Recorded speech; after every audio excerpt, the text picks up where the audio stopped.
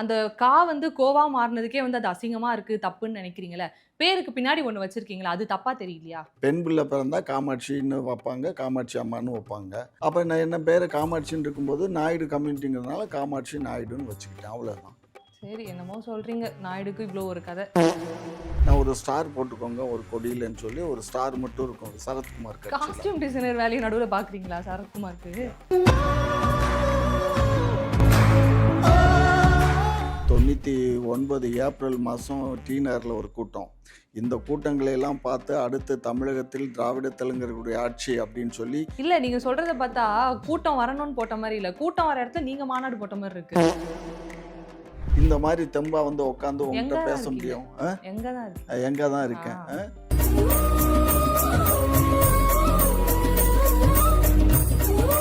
அதாவது எண்ணெயில விளக்கெரிஞ்சா எரியுண்டா செல்லம்.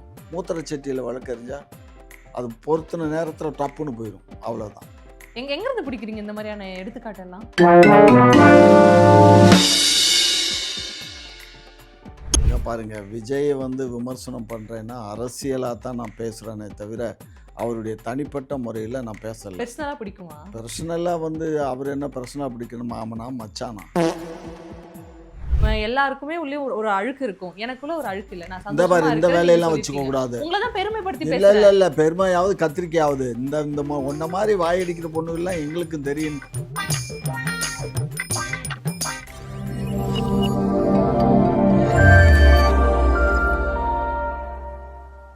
டேக் ஒன் நேயர்களுக்கு வணக்கம். இன்னைக்கு நாம சந்திக்க போற ஒரு நபருக்கு ஒரு பெரிய அளவிலான ஒரு அறிமுகமே தேவை கிடையாது.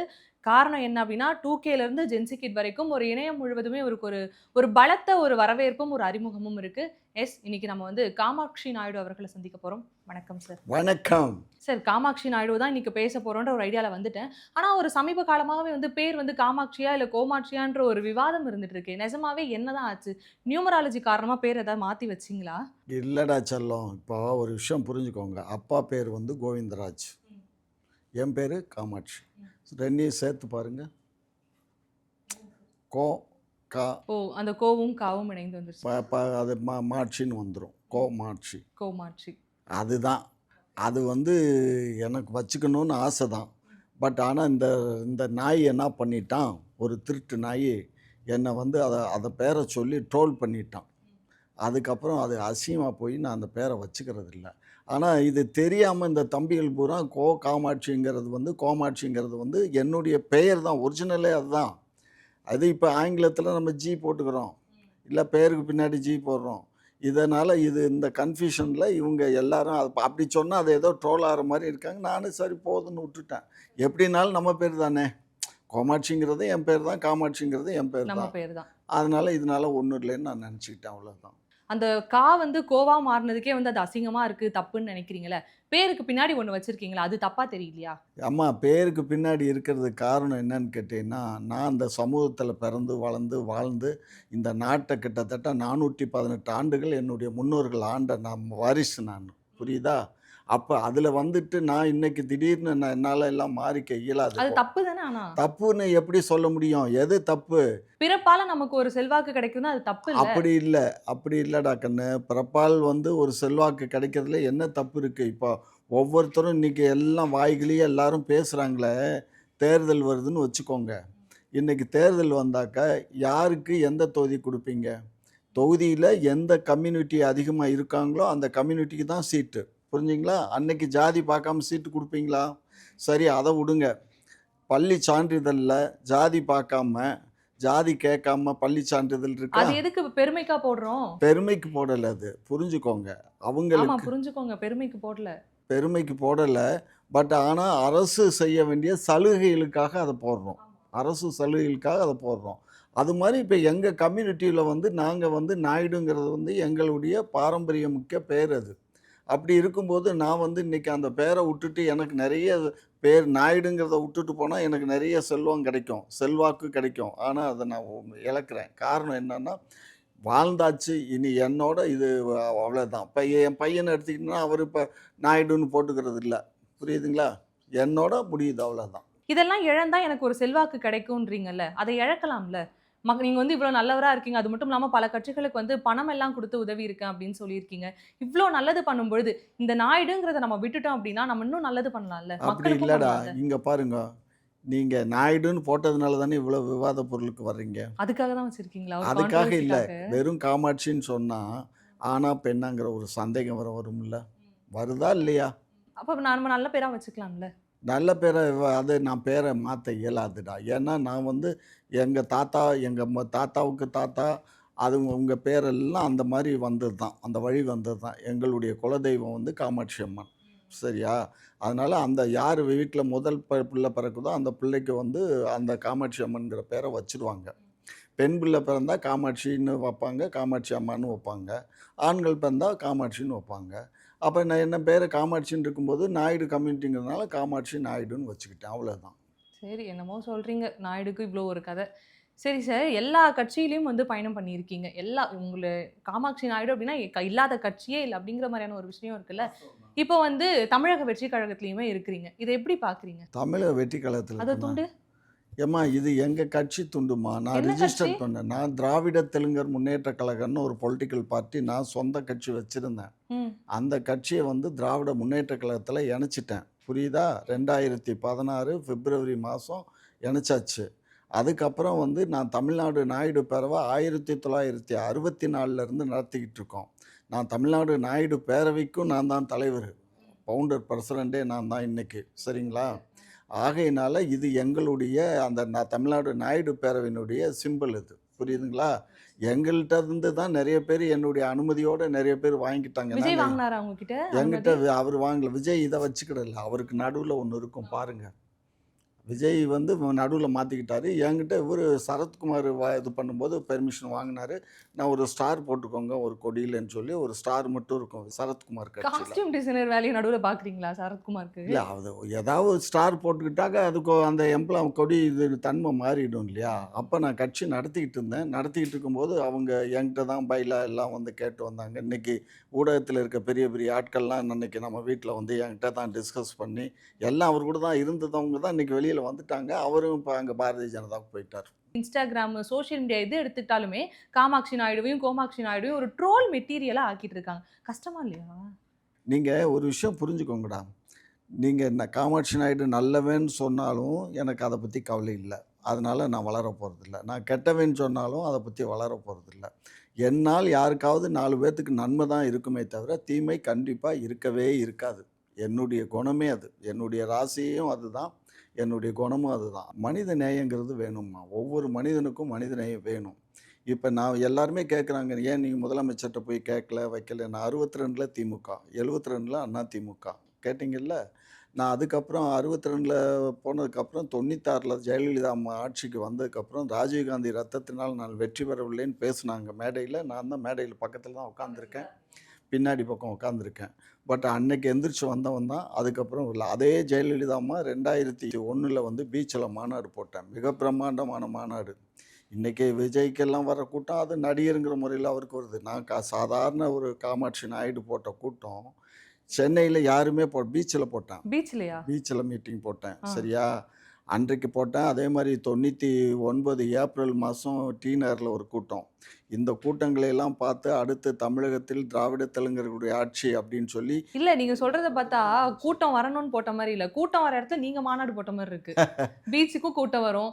டி நகர் சொல்லவே வேணாம். ரங்கநாதன் தெரு இருக்கு. ஸோ அங்கேயும் கூட்டம் வந்துரும். நீங்க இப்படி டிஸ்கஸ் பண்ணியிருக்கீங்களோ? ஆமா, ஆமா. Super sir. செம்ம ஐடியாவா இருக்கே! நல்லா இவ்ளோ இருக்குடா. திறமைகள் இருக்கு. அதுவும் இல்லாம நம்ம நெறைய பேருக்கு வந்து பண உதவி எல்லாம் செய்றோம். நம்ம ஏன் வந்து ஒரு சினிமா கம்பெனி ஆரம்பிச்சு, ஒரு புரொடக்ஷன் ஹவுஸ் பண்ணி, நீங்களே பேசாம ஏன் ஒரு படம் நடிச்சிருந்திருக்க கூடாது? நான் ஆசை அதெல்லாம் இருந்திருக்கா? அதை ஏன் பண்ணாம இருந்தேன்னா, பக்கம் 15ங்கிற படம் நான் தான் தயார் பண்ணோம்.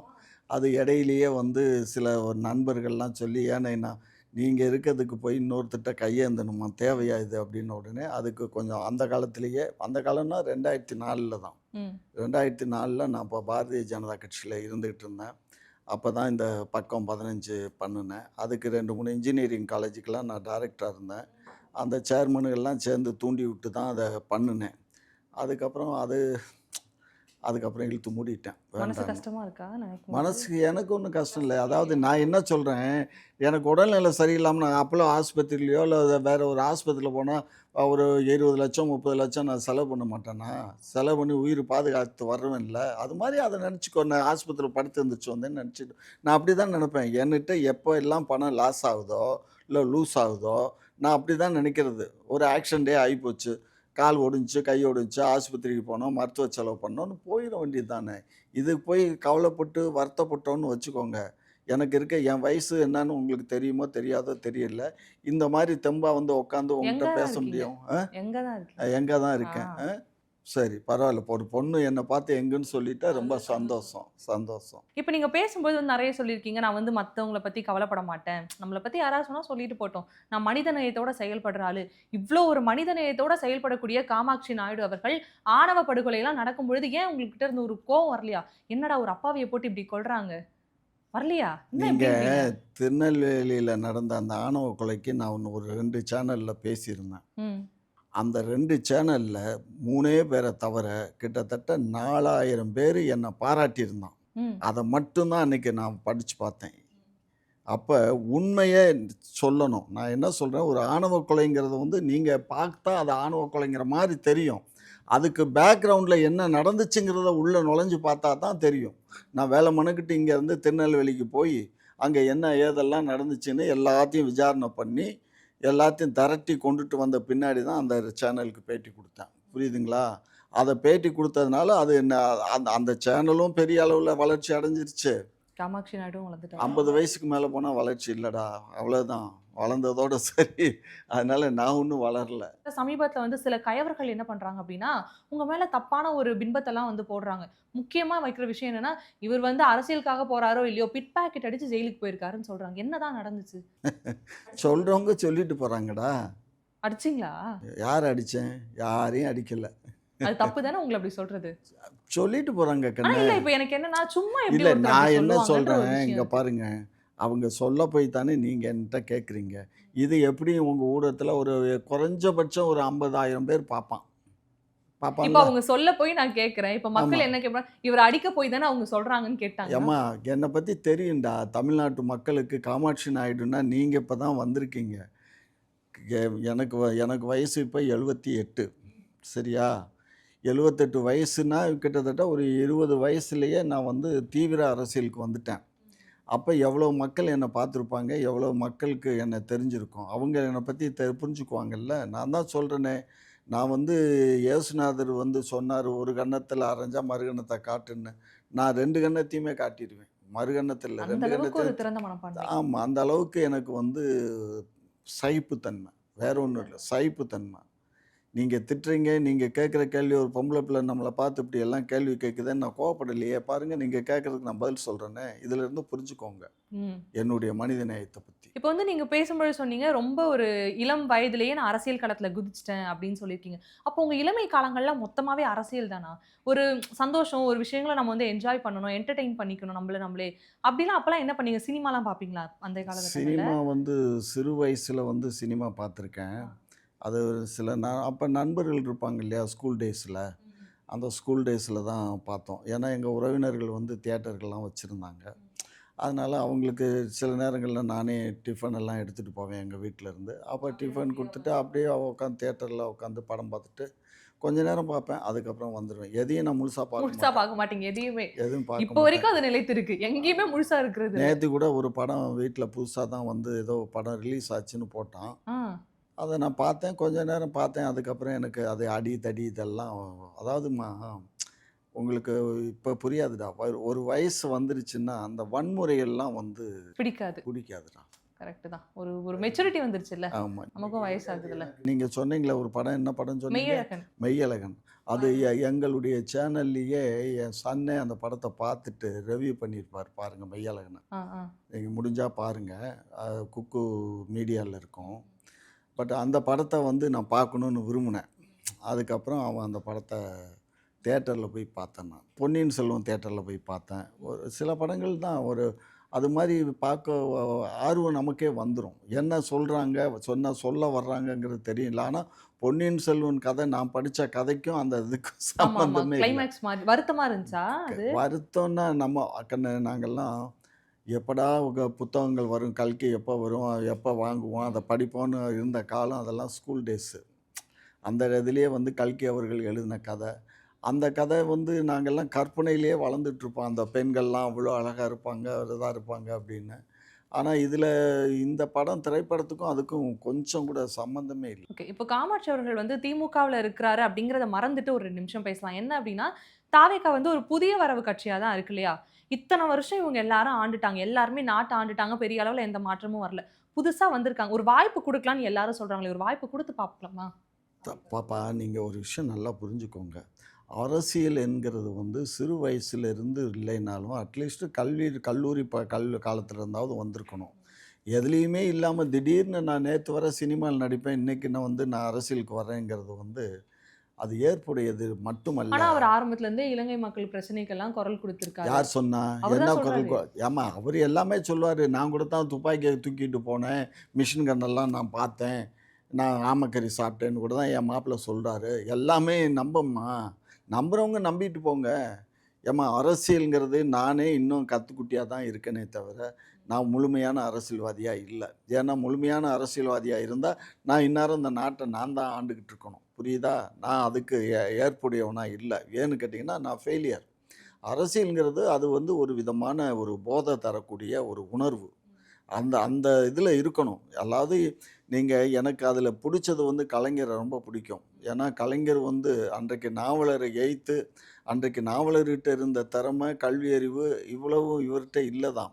இருந்தாலும் இவரு ம மாவட்ட செயலாளர்கள்பால் இருந்த அந்த அரசியல் உணர்வுனால, அவர் எல்லாத்தையும் தூக்கி மிதிச்சுட்டு எம்ஜிஆருடைய சப்போர்ட்டா டக்குன்னு முதலமைச்சரா வந்தார் பாருங்க. அன்றைக்கு அப்புறம் அவரு சாகரந்தொட்டிக்கும் அவரு தான் முதலமைச்சர். இல்லைங்களா? ம். அதனால இதெல்லாம் வந்து அதுதான் ஆளுமை. அவரு தான் எனக்கு எடுத்துக்காட்டுன்னா கலைஞர் கருணாநிதி அவர்கள் தான். அவர் தான் எனக்கு முன்னோடி அரசியல்ல. அந்த மாரி இருக்கணும்டா. இதெல்லாம் சும்மா ஜிஜிபி இன்னைக்கு நேற்று மழையில முளைச்ச சிரிக்கிற மாரி. அவ்வளோதான். ஒரு 2 மழை இல்லைன்னா ஓஞ்சு போயிரும். அரசியல்ல வந்து இப்ப சீமான் எடுத்துக்கோங்க. விடாப்பிடியா இருக்காரு பாருங்க. 14 வருஷம் ஆச்சு.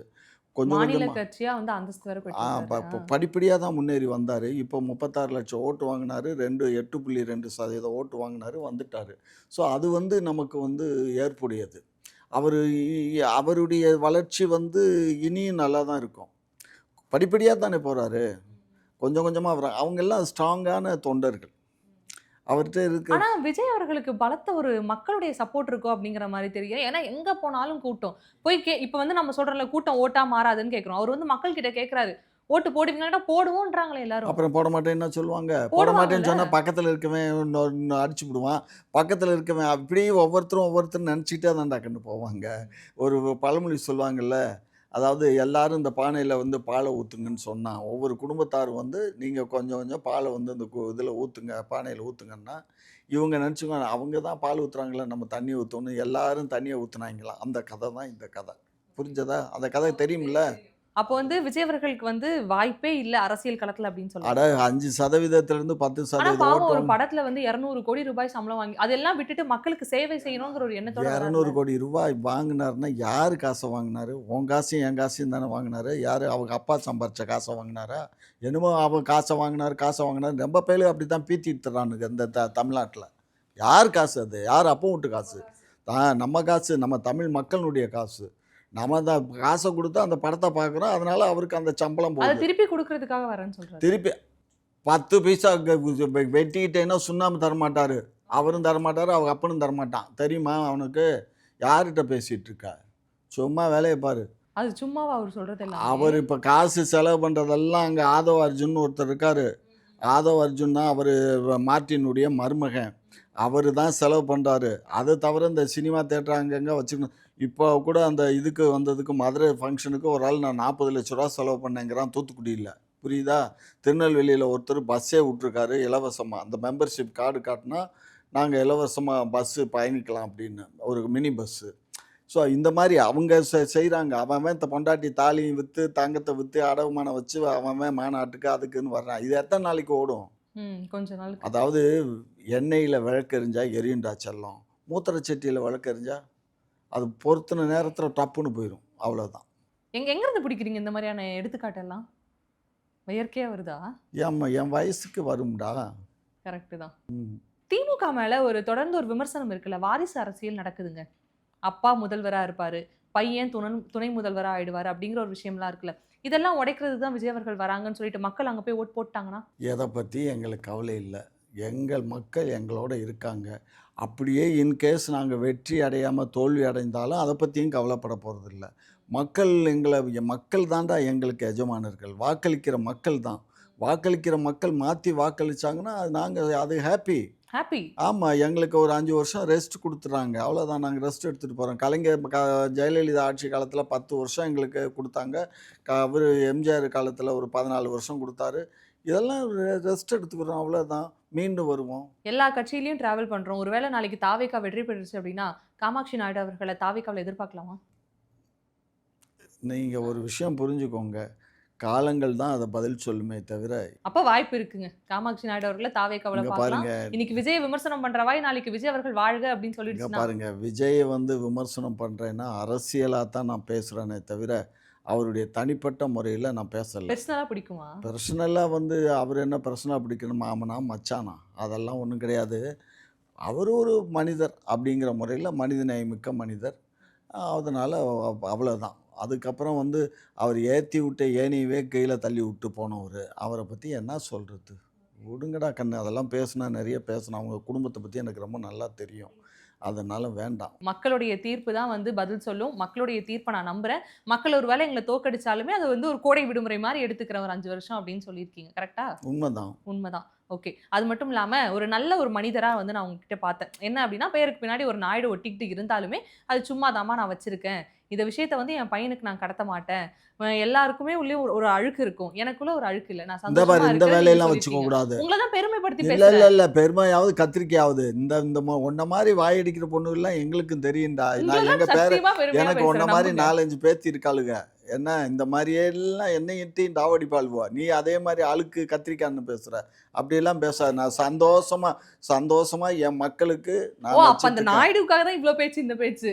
நான் உங்கள ஆமா, கூட மிகைப்படுத்தி பேசினேன். நீ நீங்க டக்குன்னு ஒன்று என்னை சிறுமைப்படுத்திட்டீங்க. மிகைமைப்படுத்தி நீ பேச வேணாம், இழிவுபடுத்தி பேசினாலும் எனக்கு அதை பற்றி கவலை இல்லை, மிகைமைப்படுத்தி பேசினாலும் எனக்கு அதை பற்றி கவலை இல்லை. நீ எப்படி பேசினாலும் எனக்கு கவலை இல்லை. ஆனால் ஒரு விஷயம் புரிஞ்சுக்கோ, மனிதனா இருக்க கற்றுக்கோ, ஓகே. அவ்வளோதான். கோடை விடுமுறை முடிந்து வாய்ப்பு இருந்தால் மீண்டும் சந்திப்போம். ரொம்ப நன்றி சார். நன்றி.